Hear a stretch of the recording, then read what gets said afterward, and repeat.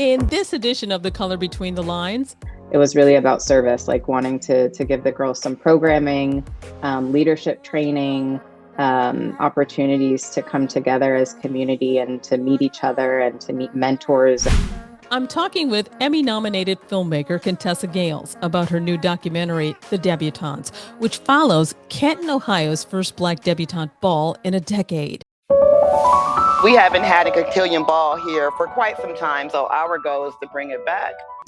Our vision was to ensure every girl can participate in a cotillion debutante program and ball, from urban settings, from suburban settings, from rural settings, in a light that we don't often get to see them in. It's a modern look at a tradition where grace, identity, and self-discovery meet. Let's get into it.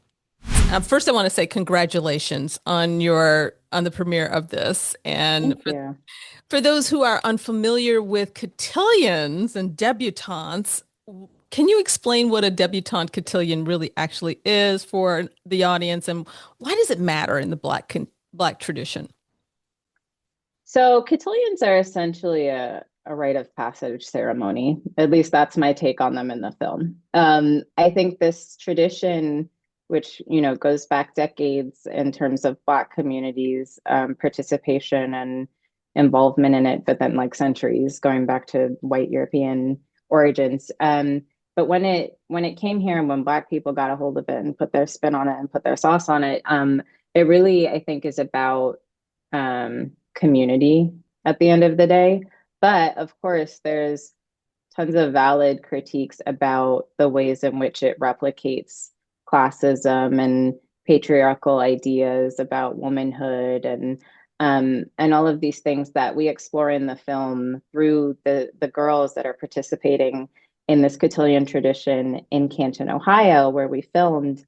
It's the first cotillion in 10 years. So Canton had the tradition dating back to the early 70s. And then in 2012, they had their last one and it was gone for a decade. And this group of women, decided that they wanted to revive this tradition and really give the girls in their community something to participate in, is where that desire to revive it was born out of. It was really about service, like wanting to give the girls some programming, leadership training, opportunities to come together as community and to meet each other and to meet mentors and all of this stuff. And of course, culminating in this big, grand ball where they are presented formally to society in their dresses and, showcased and celebrated in this way. But for me, it wasn't necessarily a desire to explore that tradition per se, so much as it was an opportunity to tell a coming of age story about Black girls. And that's really what's at the heart of our film, The Debutantes. You could have probably picked a lot of different cities. Why Canton, Ohio for this particular story? I know that you explained a little bit about it, but you could have gone anywhere. Why Canton? And why was it so important to spotlight this particular city's revival? I think Canton's a really interesting place. But the origins of this particular story that became a film was that NBC News Studios was developing something around Black middle class life, and there was a producer named Verniqua Allen Lamphere who found a article in the Canton Repository, the Canton local newspaper, about the efforts to revive this cotillion, and she thought it was really interesting that it was something that had died and then was attempting to be revived in 2022 is when we ended up filming with Gen Z, like a generation that didn't really have that much connection to this tradition.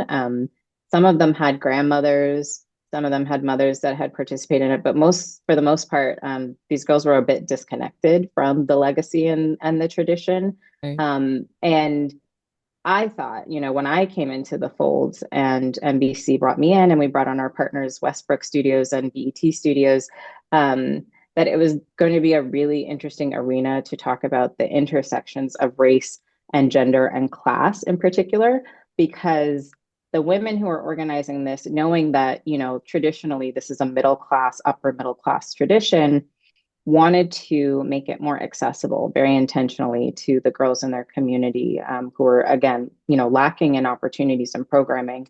And, Canton, Ohio is a post-industrial city. I'm from Buffalo, New York, also similarly like a post-industrial city, and where, there's there's a high unemployment rate and all of these factors that make it difficult for folks to live their dreams. And yeah, so they wanted to bring back this tradition, but make it a lot more class inclusive. And that for me was the really interesting part, because in navigating these traditions, a lot comes up around, the classism of it all, the patriarchy of it all. Like, some of these traditions don't really fit or make sense in the girls' lives. And you see how they navigate that, the idea of like stepping into this legacy and what they're inheriting from the Black women before them. And then them figuring out what makes sense in their lives and how to make it their own and how they want to be presented to society. These are 16, 17-year-old girls. They're juniors and seniors in high school. And so they're really like coming into themselves and finding their own voices and finding out who they are and how to articulate that on screen in front of us. And we follow the whole class of girls, but there's 3 girls in particular whose stories we follow and who each kind of have a different journey.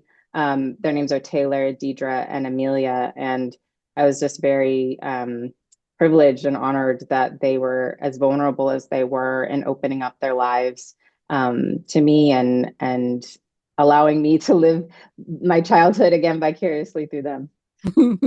Well, it's funny. I won't let this pass by because you said you're from Buffalo. I'm from Buffalo. It's quite an interesting thing. Oh, Yeah, Buffalo, New York. Yeah, let's definitely. go. Yeah, I'm just wondering, when you were going through this whole process and filming this and doing this, did you find anything that really surprised you about the whole process? I know you've done all your research and everything, but there might have been some surprises along the way.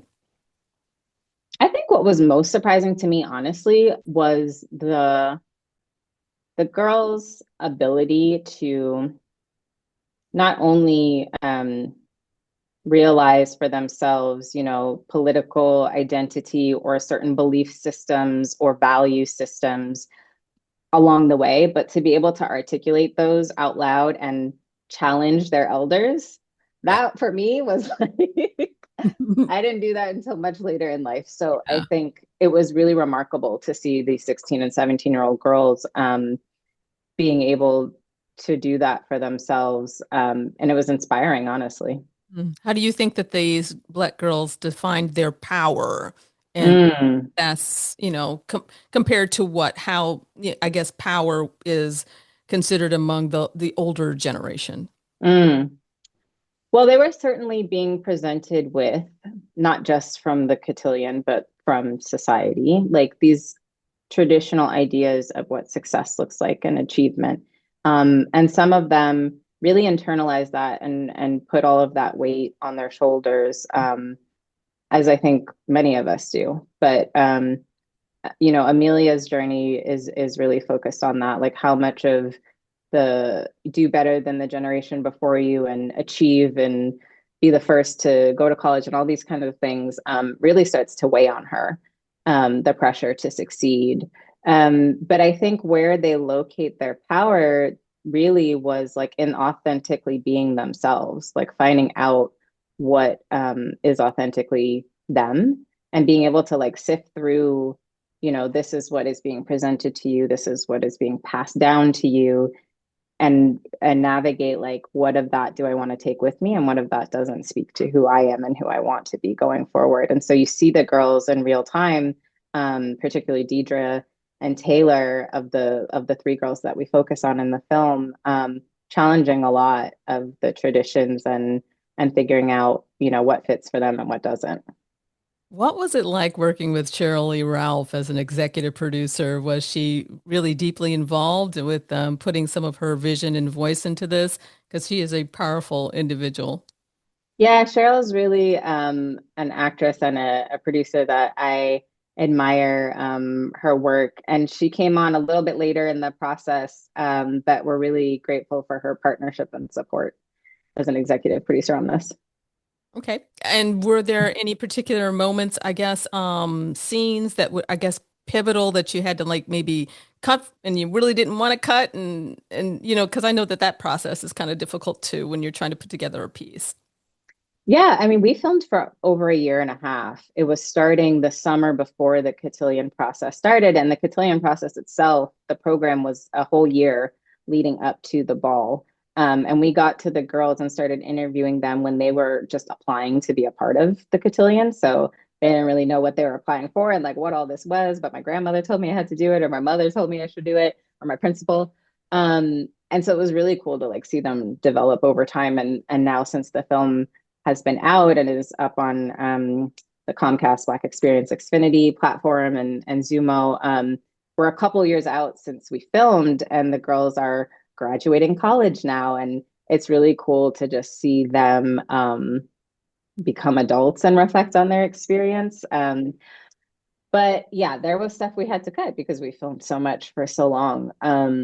And let's see, there's nothing that I'm like, "Ugh, that should have been in the film," because you fight for the things that are supposed to be in there. But I really loved, in terms of like pivotal scenes, I really love this one scene that's connected to like Taylor's decision about if she's going to stay in the cotillion or not, of putting that in dialogue with Nicole Bush. She's one of the co-chairs and organizers of the cotillion, and her ideas around respectability politics, and that's a really interesting conversation. Now, you have already told us where we can find the film. Is there any way to like bring it to schools or libraries or local community screenings if someone wants to support the film in that way? Hmm. It's a good question. I'm not sure what the opportunity is for that, but it is available to stream on Zumo Play. So I think folks can access it that way. I'm sorry that I don't I don't know more Okay. about if our ability to do the community. Last but not least, please tell our viewers what you'd like them to, I guess, what would the message that you'd like them to take from this whole film? Because there's a lot of different layers in this, and that's not just one thing. I I try to put lots of layers in all of my films, for folks to kind of unfold and find where they can find themselves in the storytelling. But I think for me, really what I wanted to say with this film was that our stories are worthy of being told, whether we are achieving the most excellence and you know I feel like our stories are often told at these extremes. Either they're about our struggle and our traumas, frankly, and exploiting our pain, or they're only like celebrating us when we're like the most accomplished and the most excellent version of ourselves as Black people and as Black women in particular. And I really wanted to tell a story that like sits in the middle of that and just tells a story of Black life that says we're worthy, whether, someone can exploit us for our pain or applaud us for our excellence. Our stories are worthy of being told, and the full range of our humanity in between those two extremes is really important for us to see reflected in storytelling and media. So that's why I told the story, and that's what I hope folks get from watching it. The Debutantes is more than just a documentary. It's a celebration of Black girlhood, legacy, and self-discovery. My thanks to Contessa Gales for joining me and sharing the stories behind this remarkable film. You can watch The Debutantes now on Comcast Black Experience on Xfinity and the Zumo Play app. If you enjoyed this conversation, please be sure to subscribe, like, and share for more stories that reveal the beauty and complexity of our culture. I'm Esther Dillard, and this is The Color Between the Lines. Until next time, keep telling your story.